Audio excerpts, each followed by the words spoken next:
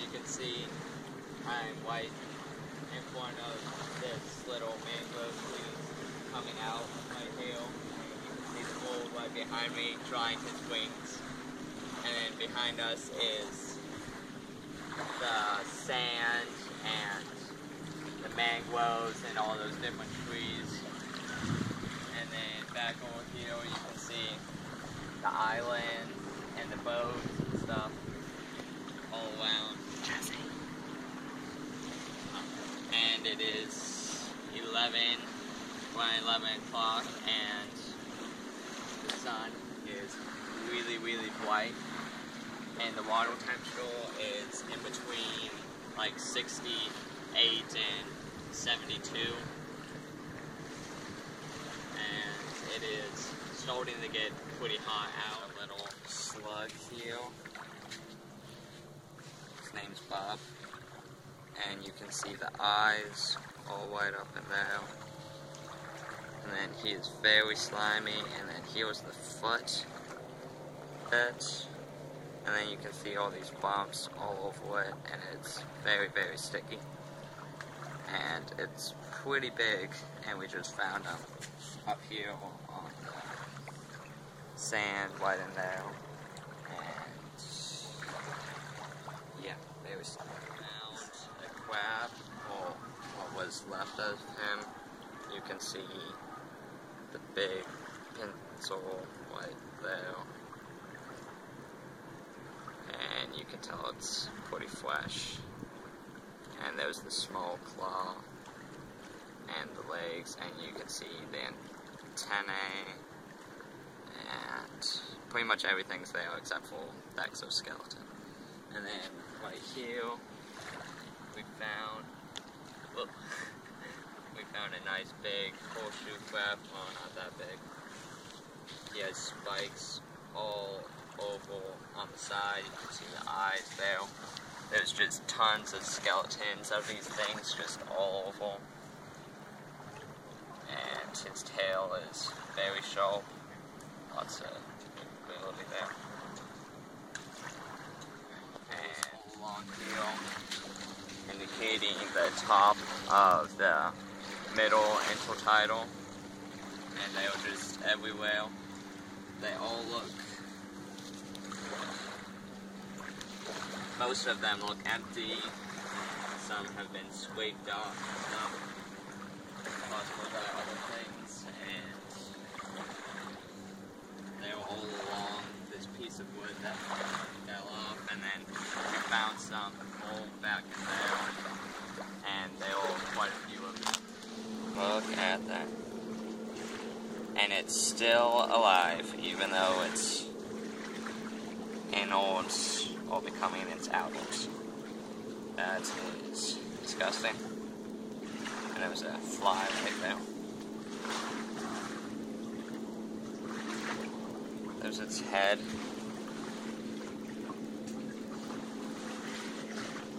That looks like it could be a bladder of some kind. The stomach looks like it's right in there.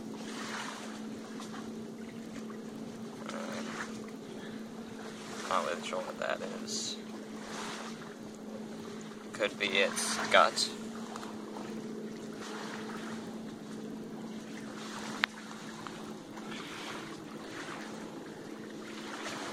There's the bottom of it. Yeah. Don't do that.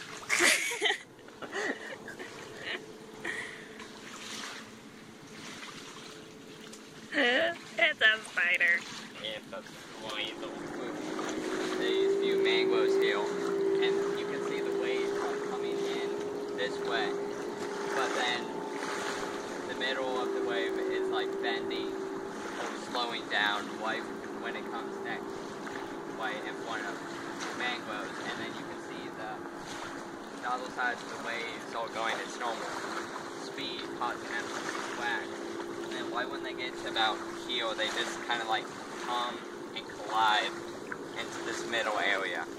This is Frederick. As you can see, he's putting out his wings like this so that the sun can dry his wings for him. because unlike most water boards, these guys don't have any, like, they don't have a lot of oil to, like, keep their wings waterproof. So every time after they swim and catch food and stuff, they have to stand out there like this to, like, to, like, dry their wings and stuff. And you can see his beak is really pointed and long, showing that he needs to, like, dive through the water and stuff in order to catch them. Now see all over this thing, it goes all the way down there, back up, and it is very slimy and sticky, and it feels like it has, like, tail, like, all over it. And you can see some mold here that's getting really dried out and stuff because it's higher up and it's been in the sun longer. And it's just, like, covered everywhere. And you can tell it holds the moisture really well because, like, even up here, if you just touch it, moisture just kind of, like, squeezes out even though it looks really dry. The hermit crabs, like, all over the place and stuff. And we've noticed that whenever hermit crabs got near each other, they would fight over the space and stuff. So you can tell that they're very territorial. And then back here, where this mangrove is, we've noticed that the space on these mangroves are, like, running out and there's not that much space. And you can see that they're competing for the space. But you can see that new mangrove roots are starting to plant, and there's even entirely new mangrove plants growing. So it's creating more space for the bivalves to live on, creating ecological succession, which is when new space comes available for new organisms to come in. We found these laying all over the place, and you can see it's starting to dry out. Like, it's starting to get, like, all crinkly and hard and stuff, and it's a good example of desiccation when an organism loses all. You can see, like, sand all along here, and then the sand just slowly comes, and the farther it gets out, it turns into all these shells everywhere, dirt, and then once you get out here, it just turns into mud, sticky mud. Like this black mud. It's pretty gross.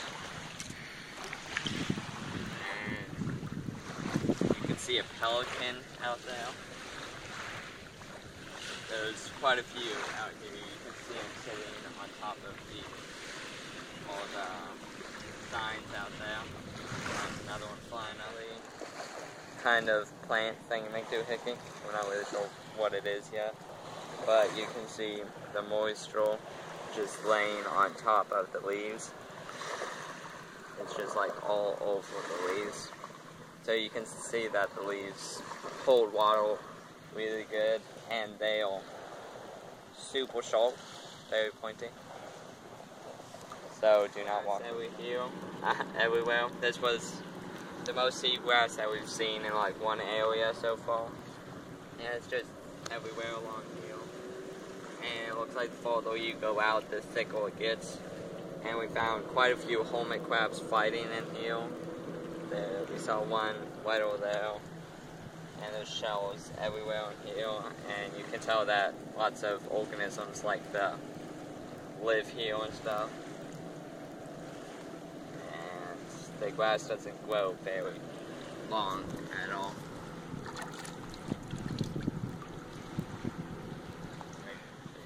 Yeah. Oh, yeah.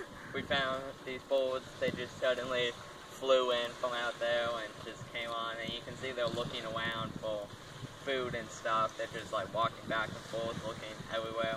And you can see that their beaks are really long and pointy, so they, like, poke their beaks into the sediment and stuff in order to find the food, and they're just, like, swarming all over the place looking for it.